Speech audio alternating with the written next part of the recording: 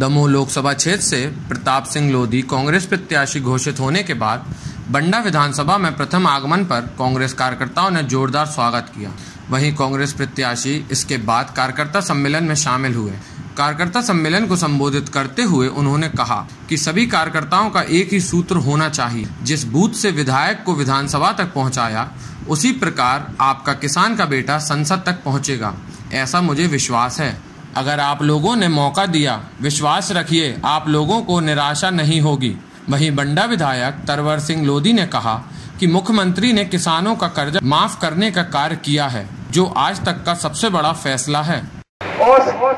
उससे यदि हमने लोकसभा में भी उसी प्रकार का अनुरूप कार्य किया तो कोई ताकत नहीं होगी कि आपकी विधानसभा से उस बहुमत से जो विधायक जी को जिताया, उसी प्रकार आपके किसान का बेटा, आपका भाई संसद में भी पहुंचेगा। ये बंडा के लोगों का आवाज बनकर यहाँ की समस्याएं जो हमारे शराब जी ने बताई, मिलकर आप सबके प्रस्ताव लेकर बंडा की आवाज बनकर मैं संसद में एक एक मुद्दे पर आप लोगों की बात रखूंगा। मैं आपका किसान का बेटा हूं, विधायक रहा हूं। क्षेत्र के लोग, पूरे दमोह जिले के लोग मेरे और मेरे परिवार को चिरपरिचित है। मेरे काम करने के तरीका जानते हैं कि मैंने छोटे छोटे मुद्दों पर भी किसानों को, युवाओं के लिए, महिलाओं के लिए मैंने आंदोलन किए। उसी अनुरूप यदि आपने मुझे मौका दिया तो आपको निराशा नहीं होगी। आपके लिए एक भाई के साथ एक भाई और मिल जाएगा, जो आपके साथ आपकी समस्याओं के लिए, चाहे बंडा की हो, चाहे आपके पूरे ग्रामीण क्षेत्र की हो, उसके लिए हम लोग प्लान के साथ काम करेंगे और आपकी आवाज बनकर इस क्षेत्र के लिए कंधे से कंधा मिलाकर काम करेंगे।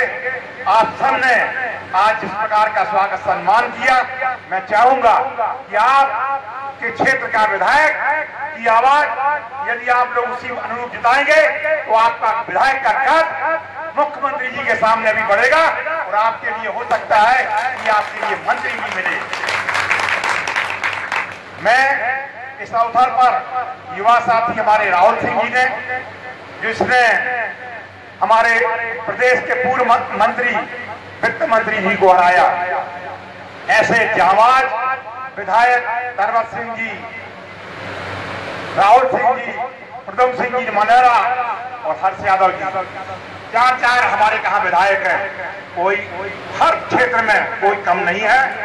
मैं सिर्फ कहना चाहूंगा कि आप सब बूथ स्तर पर यदि हम अपने लोगों के लिए, बीएलओ को, सेक्टर को और मंडल के, तो फिर बोलो उसी प्रकार रिजल्ट आएगा।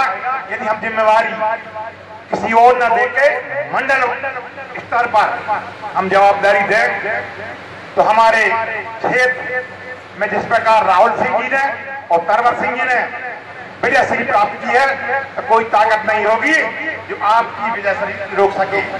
मैं इस अवसर पर पुनः सबको धन्यवाद देता हूँ, युवा टीम को धन्यवाद देता हूँ। आप जो वर्तमान में सांसद हैं, आप उनके अवगुणों से तो जानते ही होंगे। कितनी बार हमारे बंडा में, नगर में उन्होंने भ्रमण किया, ऐसी कौन सी योजना यहाँ की लेके आए। यदि किसी का भी नाम बताएं तो आप लोग जानिए कि हाँ वो ठीक है। सम्मान करने की बात है तो हमारे बुंदेलखंड में एक परंपरा है कि बूढ़े बुजुर्गों का सम्मान होना चाहिए, छोटे बच्चों का प्यार होना चाहिए, वो चीज झलकना चाहिए।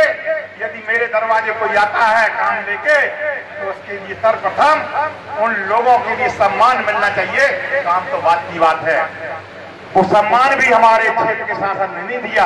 वो वक्त आ गया है जब 6 मई को आप लोग उसका बदला लें और मां भवानी की कृपा होगी तो आपका बेटा, आपका किसान का भाई आपके लिए, आपके सुख दर्द, दुख दर्द में हमेशा आपके बीच कंधा से कंधा मिलाकर मैं काम करूंगा।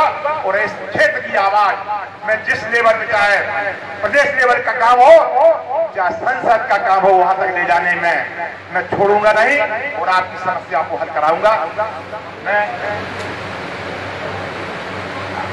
मैं इस अवसर पर आप सबका धन्यवाद देता हूं कि आप लोग अपना काम का वक्त निकाल कर इस कार्यक्रम में उपस्थित हुए।